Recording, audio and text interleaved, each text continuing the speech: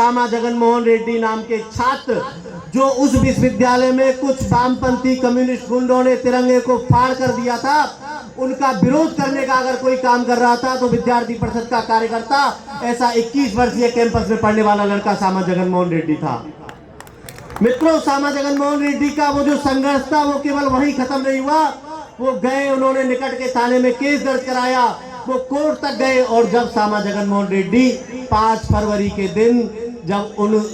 इस केस में अपनी गवाही देने कोर्ट जा रहे थे तो भरी सड़क पर दिन दहाड़े उन सामा जगनमोहन रेड्डी का उन वामपंथी गुंडों ने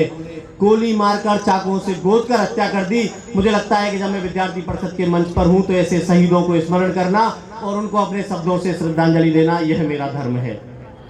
मित्रों, एक और मुझे ध्यान में आते हैं, केरल के कन्नूर के एक कैंपस में पढ़ने वाले विद्यार्थी विष्णु, 17 साल का वो लड़का जो विदेश के अच्छे कैंपस में पढ़ने के बाद अपने देश में शिक्षा ग्रहण करना चाहता था। ऐसा विद्यार्थी परिषद का कार्यकर्ता विष्णु जब कॉलेज में पढ़ने के लिए आया, उसने देखा कि उसके कैंपस में कुछ और पीएफआई के गुंडे वो एक बहन एक छात्रा के साथ में रोज छेड़खानी करते हैं। तो विष्णु को लगा कि इस बहन का इज्जत बचाना, इस बहन के लिए लड़ना, यह विद्यार्थी परिषद के कार्यकर्ता का धर्म है। और वो 17 साल का लड़का विष्णु, उसने अपने कैंपस में खड़े होकर उसका विरोध किया और उस विष्णु को भी उसके कैंपस में चाकुओं से कूद कर उन पीएफआई के गुंडों ने उन्होंने उसकी हत्या कर दी। मुझे लगता है कि इस मंच से उसका स्मरण करना भी बहुत जरूरी है। मित्रों, जब मैं शहीदों के बारे में मैं स्मरण करता हूं तो विद्यार्थी परिषद के उन सैकड़ों कार्यकर्ताओं को मैं श्रद्धांजलि देता हूं जिन्होंने कभी ना कभी केरल के, बंगाल के, नॉर्थ ईस्ट के, हिमाचल के या उत्तर प्रदेश के भी किसी कैंपस में अपना रक्त बहाया होगा विद्यार्थी परिषद के काम को खड़ा करने के लिए, जिन्होंने अपने रक्त की बूंदें बहाई है इस देश की अखंडता के लिए, जिन्होंने अपनी रक्त की बूंदें बहाई है भ्रष्टाचार के विरोध में लड़ने के लिए, आतंकवाद के विरोध में लड़ने के लिए। 9 जुलाई 1949 को स्थापित हुआ दुनिया का यह सबसे बड़ा छात्र संगठन हम सबको स्मृति में है कि आज अपने स्थापना के 75 वर्ष पूर्ण कर रहा है। और कौन से 75 वर्ष यह छात्र संगठन पूर्ण कर रहा है, तो मैं आपको बताना चाहता हूं कि जब 1962 में चाइना का युद्ध हुआ और भारत की कुछ भूमि चाइना ले गया, और आज जो लोग भारत जोड़ो यात्रा की बात कर रहे हैं, उन्हीं के पूर्व जब इस देश के प्रधानमंत्री थे और उन्होंने कहा कि चाइना ने जो भारत की भूमि ली है वह तो बंजर है, अनुपजाऊ है, उसका तो कुछ काम नहीं है और हमें वो भूमि चाइना को ही दे देनी चाहिए। तो उस समय में देश भर के कैंपस में जाकर के विद्यार्थी परिषद के ही वो कार्यकर्ता थे जिन्होंने कहा कि नहीं, चाइना ने अगर हमारी जमीन का एक टुकड़ा भी लिया है तो हम कैंपसों में जाकर के उसके लिए जागृति करेंगे और विद्यार्थी परिषद का कार्यकर्ता कैंपसों से उसकी आवाज बनेगा और हम पूरे देश में उस चाइना के इस कृत्य का विरोध करेंगे। मित्रों, और मुझे ध्यान में आता है कि जब इस देश में 70s के दशक में लोकतंत्र को मारने का प्रयास किया गया,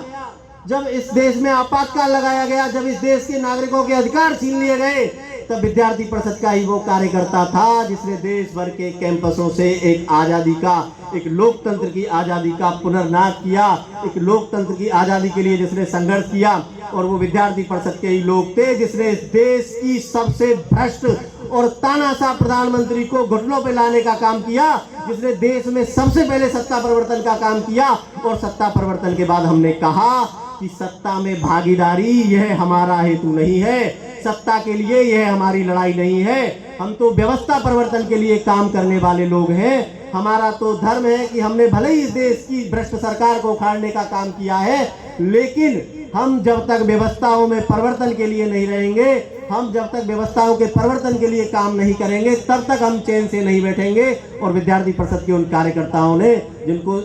आमंत्रण था कि सरकार में आइए, मंत्री बनिए, उन लोगों ने सत्ता को ठुकराने का काम किया। और यह घटना इस बात का के समय में भी छात्र आंदोलनों को बदनाम करने का कई सारे वामपंथी लोगों ने, कई सारे कांग्रेसी विचार के लोगों ने या उन लोगों ने जिनको छात्रों की सत्ता से डर लगता है, उनको विद्यार्थी परिषद ने 70s के दशक में हमने जवाब दे दिया था कि हम यानी इस देश में कैंपसों में पढ़ने वाला छात्र समुदाय वह सत्ता के लिए नहीं है, वह इस देश के पुनर्निर्माण के लिए, वह इस देश के भले के लिए, वह इस देश में व्यवस्था परिवर्तन के लिए काम करने वाले लोग हैं। इसका जवाब देने का काम विद्यार्थी परिषद ने काम किया। मित्रों, और मेरे ध्यान में आता है 90s के दशक में जब ये पूरा देश, यह विश्व के, दुनिया के बाजारों के लिए भारत खुल रहा था, जब भारत में आर्थिक सुधार लागू हो रहे थे, उस समय जब ऐसा लोगों के मन में था कि इस देश में काम करने वाला छोटा व्यापारी, छोटा व्यवसायी, गांव आधारित अर्थव्यवस्था, उसको कहीं ना कहीं नुकसान होगा क्या, क्या हम उसको बचा पाएंगे, तो उसी समय में विद्यार्थी परिषद के कार्यकर्ताओं ने सबसे पहले स्वदेशी का आंदोलन अगर खड़ा करने का काम किया, यानी बाबा रामदेव जैसे लोग आज इस आंदोलन का नेतृत्व कर रहे हैं, उस आंदोलन को अगर 90s में खड़ा करने का किसी ने काम किया तो वो विद्यार्थी परिषद के कार्यकर्ता थे। मित्रों, दुनिया जब कह रही थी कि 21वीं सदी भारत की सदी होगी, दुनिया जब कह रही थी कि 21वीं सदी में भारत दुनिया का नेतृत्व करेगा, तो विद्यार्थी परिषद के कार्यकर्ताओं ने अपनी भूमिका को बहुत स्पष्टता से माना और हमने कहा कि अगर 21वीं सदी में भारत इस दुनिया का नेतृत्व करेगा तो वह नेतृत्व इस देश के शिक्षा परिसरों से आएगा और वह नेतृत्व शिक्षा परिसरों में खड़ा करने का अगर कोई काम करेगा तो वह दुनिया का सबसे बड़ा छात्र संगठन, दुनिया का सबसे सार्थक छात्र संगठन, दुनिया का मीनिंगफुल छात्र संगठन, दुनिया का संवेदनशील छात्र संगठन, दुनिया में बौद्धिक नेतृत्व खड़ा करने का, लोगों की संवेदनाओं के लिए काम करने का कोई काम करने वाला छात्र संगठन है तो हम वह नेतृत्व लेंगे, सामने अपनी भूमिका तय करेंगे।